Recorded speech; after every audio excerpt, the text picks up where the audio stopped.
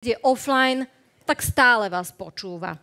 Dámy a páni, aká je teda budúcnosť našich domácností? Prosím, to sa spýtajme Matthew Griffina.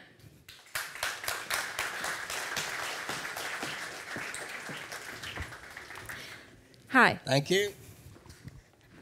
Everyone, how are you all? Excellent. I think it's the fourth time I've been here. So every time I come, basically something has changed. Every time I come, we're moving further and further into the future, faster and faster. So how many of you are actually feeling that the future is fasting? The future is moving faster today than at any other point in history. Hands up? Yeah. And we're only getting faster. So in this particular presentation, I'm going to be talking about the most important place in your lives. The place that you call home. Not just the region that you live in, but your actual home, but with a twist. So welcome to the perfect neighborhood. When we have a look at the planet Earth, today we actually need 186 million new homes to be built because the population is growing that fast. So let's walk you through what some of these homes of the future might look like, but using today's technology. Because the technology that we have today is already science fiction-like. It just takes a while for it to get here and for you to be able to use it. So when we have a look at the perfect neighborhood, there are lots of urban planners around the world that talk about the concept of a 15-minute city. The concept of a 15-minute city is that you can reach any kind of service that you need, whether that's a doctor's service, whether that's your supermarket, within 15 minutes. Now, as a little bit of a twist, conspiracy theorists have jumped on this and said what we actually mean by a 15-minute city is we keep you within 15 minutes of your home. And that's a little bit idiotic. So I put this in for a little bit of a twist. Every time we develop a new good idea, there are lots of other people that twist it into something rather malicious. And as a futurist, I get lots of those people coming to me because I have all of the craziest conspiracy tech you can imagine. However, so while we actually might live in a 15-minute city, increasingly we'll be able to get everything within 15 minutes. Now, I know basically for the younger generations, I know what you're thinking. You're thinking, do I really have to wait 15 minutes for everything? Especially in our on-demand world where you're used to just clicking it and 2 seconds later it's done, it's arrived. Now, in the UK and around the world, we see a lot of organizations like Amazon, for example, trialing drone deliveries. Now, 69% of the cost of getting goods to you is in that last mile. So this is really the delivery and the logistics companies' attempts not just to get things to you faster, but to reduce their own costs. And drones are a great way to do that. From a neighborhood perspective, we will have green as standard. Did you know that your mental health, if you live in a green area, places with trees, parks, grass, places to walk, your mental health is 20% better than people who live in grey brick-built cities. So the sensible urban planners out there are designing neighborhoods that are literally green. But green has another benefit in the future that we're headed into, because when we have a look at climate change, as our cities get hotter, green neighborhoods are cool. But as a twist, we're seeing more artificial intelligences planning our neighborhoods than ever before. And they're getting really quite good at it. They do it in simulation. Cool and fresh as standard. Now, all this kind of sounds rather strange, right? Cool and fresh. So green spaces are cooler as we head into a warmer world, but fresh? Did you know that 6.7 million people around the world every year die because of air pollution? So in India, in a lot of the parks, they're now putting gigantic 2 to 3 story air purifiers to purify neighborhood air. But in addition to that, to try to give you a fresh neighborhood, we're electrifying the world. We're electrifying vehicles. We are electrifying industry. We are getting rid of fossil fuels. So increasingly, we hope that your neighborhoods will be cool and fresh. And as odd as that might sound, that shouldn't be an exception in today's world. Driverless by design. So with organizations today, we see kind of Tesla and Mercedes at what we call category 3 semi-autonomous driving. But as we head into the future, we see fully autonomous vehicles coming down the road. I mean, when we have a look at vehicles today, they sit on your driveway 95% of the time, looking very nice, admittedly, depending on the Porsche that you have. However, this is just simply where we talk about unimodal travel. If you want to go from your house to somewhere else, you just call up essentially a pod. And with unimodal travel, that pod will take you to the train station, it will board the train, so you don't have to actually change the vehicle that you're in, take you to your destination. So when we talk about the future of transport, that's a very different kind of future to the multimodal future that we talk about in so many cases. Increasingly, we are 3D printing buildings. Now, a 3D printed building like a 4-bedroom house, we can 3D print a 4-bed house 95% faster using robotics than you can build a house in a traditional way. And we can build them 90% cheaper. We can build them out of carbon negative materials or even biomineral materials. And a biomineral material is a kind of material that as it cracks, because a lot of houses have cracks, those materials self-heal. But we can also 3D print carbon nanotubes into the buildings, so we're turning your building into the battery. So as we move towards a renewable energy future, your house is its own grid-scale storage. Now, when we have a look at energy, most of the solar panels that people have on their roofs today, if they have them, are about 17% energy efficient.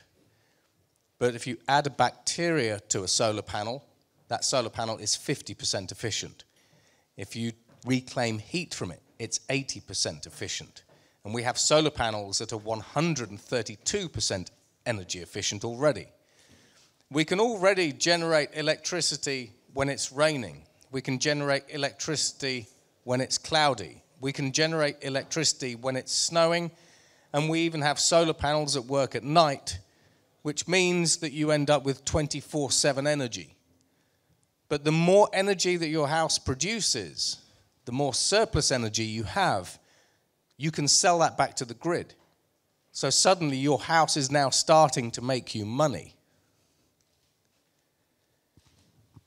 When we talk about climate, we have organizations in Italy that have climates that follow you about. So you will have one climate in your house, and as you walk through, it will follow you. But as your partner walks through the house, he or she will have a different climate. However, if we're talking about a smart, connected home, what happens basically when we start embedding Web3 technologies into that home? Your home has a huge amount of computing power already. And so increasingly we're seeing organizations that use the computing power in your home to mine cryptocurrency. So now your home is actually making you crypto and it's making you money in new ways. But when we have a look at things like fridges, organizations like Samsung can take a smart fridge and embed it with an artificial intelligence, like a robo-wealth advisor. And as your smart fridge buys new products like milk, everyone buys milk. If you're buying milk for €1 and 1 million other people in Slovakia need to buy milk, your fridge can form a buying consortium. And because it can form a buying consortium, it can get a better price on your milk. It can save you, say, 20 cents. Now, it doesn't sound like much, but using decentralized finance trends, your fridge can say, I saved you 20 cents on your milk, as well as all your other groceries. Would you like me to invest it for you? And what we've seen with robo-wealth advisors is the returns are about 64%. So the money that your home saves can then be invested so that you can buy a Porsche, thanks to your fridge. Now, when we talk about the interface for the home, voice on the one hand is going to be an interface, but thanks to digital humans, your home can have a human face or an avatar, or it can have any kind of look or face or interaction that you like. But increasingly, as we see conversational artificial intelligence emerge, you can start having a conversation with your house. I mean, what you'd talk about, I don't know. But you can have a conversation with your house. And when we have a look at what it can sense everything. Now, what I mean by that is we can turn the Wi-Fi in this room into a kind of sonar. And using just Wi-Fi in this room, I can tell who's in the room because I can pick up your biometrics at the millimeter level. I can listen to your voices using Wi-Fi, so I can tell how well or how ill you are. So when we have a look at senses, increasingly with quantum sensors, like those out of the University of Surrey, I can have sensors embedded into the walls that read your mind. And you can communicate with your home telepathically if you want. Now, this sounds crazy, but we did this 5 years ago. So telepathy is not sci-fi. But brain-machine interfaces, we push that horizon out a little bit. Why talk to your house when you can just think and it gets stuff done? Robot assistants, organizations like Samsung are trying to develop what we call generalized or general-purpose robots. Now, general-purpose robot is a robot that you show it how to do something once. You show it how to load the dishwasher once, and it learns it fine. It doesn't have to be programmed and everything else. Now, I did a series basically with Samsung on the year 2069, and the vast majority of people who when asked basically what they actually wanted, they said, we want robots that will do all of our housework for us. These robots are coming. However, when you have a look at the venture capitalists in America, they say, we reckon that most people will be happy paying $20,000 to $30,000 for a robot at home that does all the laundry, serves you wine, makes your meals and everything else. And let's face it, you're not going to want to pay $20,000 to $30,000 even if it's over a spread payment. In order for robotics to really become ubiquitous in the home, they need to be reaching sub $2,000, or they need to be very cheap as a service. And yet, Elon Musk reckons we will have 1 billion humanoid robots by 2040. Some in industry, some in the home. And then, of course, we've got robot vacuum cleaners, robot lawn mowers already. The robots are trying to come. But what about a house that manages itself? If a house can see the products that you've bought, the products you no longer use, the house can start putting the products that you no longer use onto Vinted or eBay or whatever it happens to be. If the house knows that you've run out of milk, run out of toilet paper, run out of ink for your printer, if it knows basically that your kids' shoes don't fit any longer, it can just buy them itself.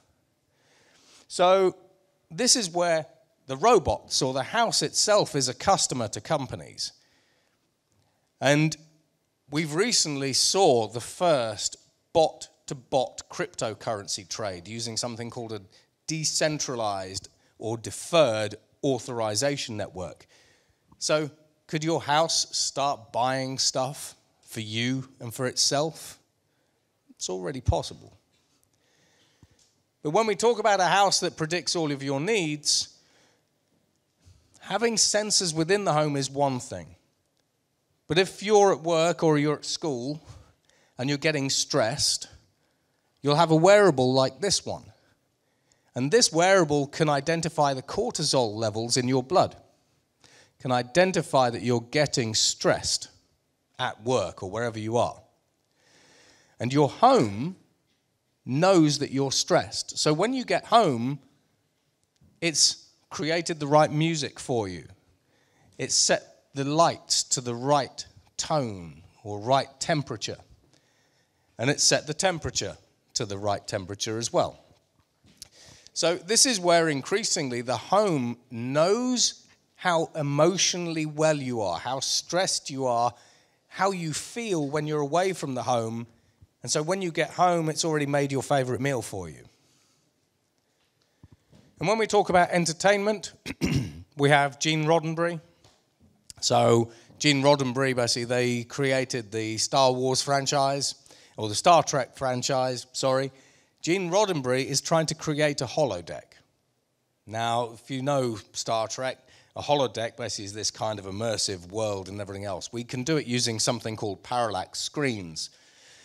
However, your home is connected to the cloud. And using generative artificial intelligence, it can make the movies that you want to see. We call these procedural content movies. It can make the sound. So if your house knows you're stressed, it doesn't play your favorite playlist. It can create the music for you using artificial intelligence. And the music that it creates is explicitly just for you. No one has ever listened to it before. When we have a look at food, increasingly we have people who are using miniature vertical farms within their homes. I mean, they're these little sort of agroponics devices. Nestle in Japan are 3D printing food. And when we 3D print food, it has all of the right nutrients, vitamins, and minerals for you. And it looks really odd. It can look in any kind of shape. But also, from a food perspective, thanks to NASA and Mars technology, we can make food from air. So we take bacteria, we combine them with electricity and water, and we can create protein, which you turn into meat from air. So all of these different technologies can be embedded into your home. And then we can do this today, by the way. Now, in America especially, healthcare is incredibly expensive. But what if all the sensors and cameras basically around your house were a form of telehealth? So as you're walking around your house, the house, thanks to Wi-Fi or cameras, whatever, realizes that you're walking a bit funny. Now, it either realizes you've got a bad back, or it realizes that you haven't taken your Parkinson's medicine. Using sensors in your home today, basically we can track your blood pressure, your heart rate, your emotions. We can tell whether or not you have pancreatic cancer, skin cancer, whether you are depressed, happy, or sad. Because if you're sad, you're walking around like this, right? Using all the sensors in your house, especially Wi-Fi, we can tell whether you're upset. By listening to your voice, it can tell whether you have the onset of Alzheimer's, dementia, PTSD. So the doctor is always in. But by combining all of this information together, because we've done it, we can predict that you're going to get ill. And increasingly, we can predict what you're going to get ill with. So if you know, if you listen to people and they get a gravelly voice, it's like, hello, hello. You know they're getting a cough, right? This is a vocal biomarker. So the house, by listening to your voice, think about Alexa, etc., listening to your voice, it can pick up that your voice has changed slightly and you're now sounding a bit gravelly. And it says, your voice has changed, I think you're getting ill, here's a doctor's prescription. There we go. But in addition, when you combine a house basically with quantum computing and artificial intelligence, it could actually just 3D print the cure for you and then have it delivered by drone. But because your house is connected and because it can listen to you if you give your devices permission, it can understand that you're a little bit sad, depressed, stressed, whatever. And it can start listening to you, but using telepsychiatry, it can be your psychiatrist. It can say, hey, Dave, you sound stressed. Did you have a bad day at school? Tell me what the matter is. In the United States, there's an organization that so far has done over 6.5 million telepsychiatry appointments. And it's just a bot. It listens to you, and then it responds. But as AI gets smarter, telepsychiatry across China and Asia and Europe is on the rise. But what about security? So last year, criminals took $1.2 trillion in crypto and ransomware revenues. Some of that's from business. About 60% of that is from you guys, consumers. We've been scammed. I saw 200,000 people being scammed 2 weeks ago on YouTube in a Cristiano Ronaldo and Elon Musk deepfake video that was promising double your crypto. And they drained 100 million from people's crypto wallets. So what if your house was embedded with security? Not just CCTV, but Wi-Fi. We can turn Wi-Fi into a radar, essentially, that sees outside your house for motion sensors. But when we have a look at cyber, what if the house that you bought came with its own fully autonomous, agentic cyber defense system? So anything that's in your house, anything that you are using in your house is protected by a cyber defense system. And this is all very well and good. But if your house is listening to you, if it understands you better than you, if it can predict what you need when you need it and then buy it, etc., what about privacy? Because the fact of the matter is, the companies that are providing all these services, or that will provide, or could provide all these services, want your data. Most companies make 1/3 of their money from your data. So this is where we should have data wallets. So we can talk about sovereign ID systems, but the concept of a data wallet is simply a wallet on your phone that you can turn the privacy settings on or off for particular things. You control the level of privacy that you want through a simple data wallet for everything. The regulators are nowhere near this, but we can do it. However, when we actually have a look at this kind of home of the future, it all sounds great. We can do it today. It just happens to be a little bit too out of this world. So, thank you for listening. I hope you enjoyed that. I hope it gave you a very different perspective on the future of your home and the future of technology. And I'm going to be on a panel later, so if you have any questions, do feel free just to come up and see me. Thank you very much.